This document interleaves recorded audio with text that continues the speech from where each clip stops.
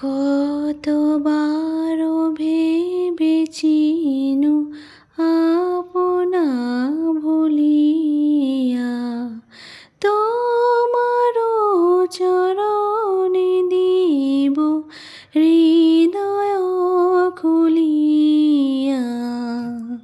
সখী ভাবনা কাহারে বলে, সখী যাতনা কাহারে বলে, তোমরা যে বলো দিবস রজনী ভালোবাসা ভালোবাসা, সখী ভালোবাসা কারে কয়, সে কি কেবলই যাতনাময়। দাঁড়িয়ে আছো তুমি আমার গানের পারে,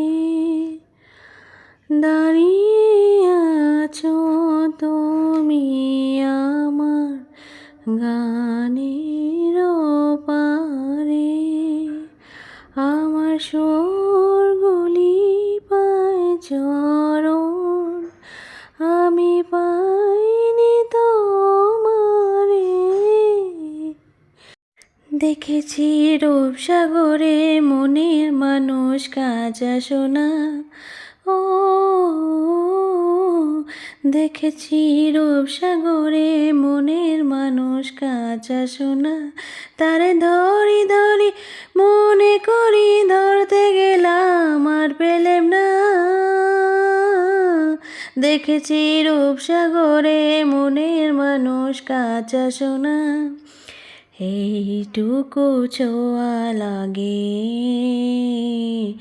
এইটুকু কথা শুনি, তাই দিয়ে মনে মনে রচি মম ফাল্গুনি। এইটুকু ছোঁয়া লাগে, এইটুকু কথা শুনি, মায়াবন বিহারিণী, মায়াবন বিহারিণী হরিণী গহন স্বপন সঞ্চারিণী, কেন তারে ধরিবারে করিপন অকারণ মায়াবন বিহারিণী। Welcome everyone. কেমন লাগলো আমার গানের গলাটা? আসলে অনেক দিন পরে গান করলাম তো একটু বুকটা কেঁপে কেঁপে যাচ্ছিলো ভয়তে, তা জানি না কেমন হয়েছে, তোমরাই বলবে। আর দেখো আমার বাড়িতে কত কাজ, মানে জামা কাপড়ের জন্য শেষ নেই। দিন দিন যত যাচ্ছে তত জামা কাপড়ের পরিমাণ বেড়েই যাচ্ছে, রাখার জায়গাও কমে যাচ্ছে। সেই সঙ্গে কাজ করতে করতে গোটা দিন লেগে গেল, অনেকটাই জামা কাপড় ছিল। শেষে আমার 2 ছেলের, আমার হাজব্যান্ডের, এই ভিডিওটা শ্যুট করতে আমার প্রায় 2.5 ঘন্টা টাইম লেগেছে। তো দেখানো তো এতটা সম্ভব নয়, তাই একটু কেটে কেটে আর স্পিড বাড়িয়েই করেছি। আর আমরা সবাই কেমন লাক্সারিয়াস হয়ে যাচ্ছি, কোথাও যাওয়ার আগে নতুন জামা কাপড় না হলে তো চলবেই না, এই মনোভাবটা আমাদের রোগের মতো হয়ে গেছে।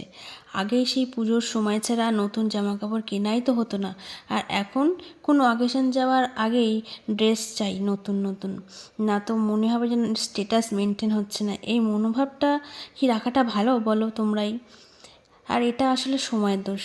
সময়ের সাথে সাথে মানসিকতাও পরিবর্তন হয়ে যায়, আর মানসিকতা না পাল্টালে মানুষ ভাবে কি আমরা ব্যাকডেটেড হয়ে গেছি। আশেপাশের মানুষরাই ব্যাকডেটেড বলে ডাকবে, তখন এটাও ভালো লাগবে না। শুধু অকেশন না, অবশ্য নিজেকে স্টাইলিশ আর ডিসেন্ট রাখতে নিউ ড্রেস অবশ্যই দরকার হয়। যাকে ওসব এই কাজগুলো করতে গিয়ে আমি না খুব বিরক্ত হয়ে পড়ছিলাম। তবে শাশুড়ি মা ছিল সঙ্গে, উনি রান্না করছিল, আর ওনার সাথে গল্প করতে করতে কখন যে শেষ হয়ে গেছে বুঝতে পারিনি। আর 2-3 দিন কাজের আলসি করলে ঘরের অবস্থা এরকমই হয়। আর যার বড় ঘর বাড়ি আছে সেই জানে নিজে হাতে ঘর বাড়ি ক্লিন করাটা কতটা চাপের। আচ্ছা, আমি যে তোমাদের গান গেয়ে শোনালাম, কেউ বললে না তো কেমন হয়েছে? আমার গানগুলো কিন্তু আমি কখনো শিখিনি, আমার মা জানে। আমি ছোটোবেলা থেকে আমি মার কাছে শুনেছি, আর তখন ওই বিষয়ে অত ইন্টারেস্ট ছিল না, তবে এখন ভালো লাগে শুনতে আর গাইতে। এটা মনে হয় বয়সের দোষ। তোমাদেরও হয়তো এরকম একটু আধটু দোষ আছে হয়তো, মানে কাজ করতে করতে গুনগুন গান গাওয়া আর কি। তা কিছু মনে করো না যেন, দোষী বানিয়ে দিলাম বলে। কারণ এরম একটা দোষ থাকা ভালো আমাদের। আর আমার এই ছেলেগুলো না বড্ড বড্ড জ্বালায়। দেখো চারিদিকে খেলাধুলো সব ছড়িয়ে ছিটিয়ে রেখেছে। তোমাদের বাড়িও কীরকম হয় বলো? আমার কত কাজ, তার ফাঁকেও আমাকে এই খেলাগুলো গুছিয়ে রাখবো, আবার সেই খেলাগুলো ছড়াবে। এটা প্রত্যেক দিনই হয়, এই মোটামুটি রুটিন একটা। তবে না আমার এই কাজগুলো করতে ভালোই লাগে। সবসময় কি ফোন দেখতে ভালো লাগে বলো?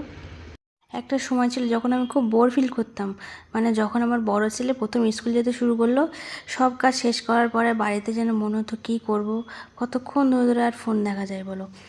যাদের গ্রামে বাড়ি তাদের তো চাষাবাদ আর পশুপালন করেই সারাদিন কেটে যায়, আমাদের কি তা সম্ভব বলো? তবে আমার ছোট ছেলে গুড্ডু হওয়ার পর আমার অনেক খাটনি বেড়ে গেছে, আর কাজও বেড়েছে। তবে এই কাজগুলো আর খাটনিটা আমার কাছে মনেই কষ্টের মনে হয় না। আমার ভালোই লাগে ওর পিছনে খাটতে, ওকে খাওয়ানো ধোয়ানো, ওকে পড়ানো, ওর পিছনে সময় দেওয়া, ওর সাথে খেলা করা, ভালোই লাগে খুব। একটু কষ্ট হয়ে যায় ঠিকই, তবে এই কষ্টটা আমার কষ্ট বলে মনেই হয় না। আর আজ কাজ করতে করতে অনেক গল্পই করলাম তোমাদের সাথে। যদি আমার গল্পগুলো তোমাদের ভালো লাগে তবে কমেন্টে জানিও কেমন হলো আমার গল্পগুলো। আর নেক্সট ভিডিওতে আসবো। আর আর ভিডিওটা কিন্তু সাবস্ক্রাইব আর লাইক করতে ভুলো না কিন্তু। আজ তবে আসি, আর ভিডিও তোমরা দেখতে থাকো, আর পরের ভিডিওতে দেখা হচ্ছে। টাটা।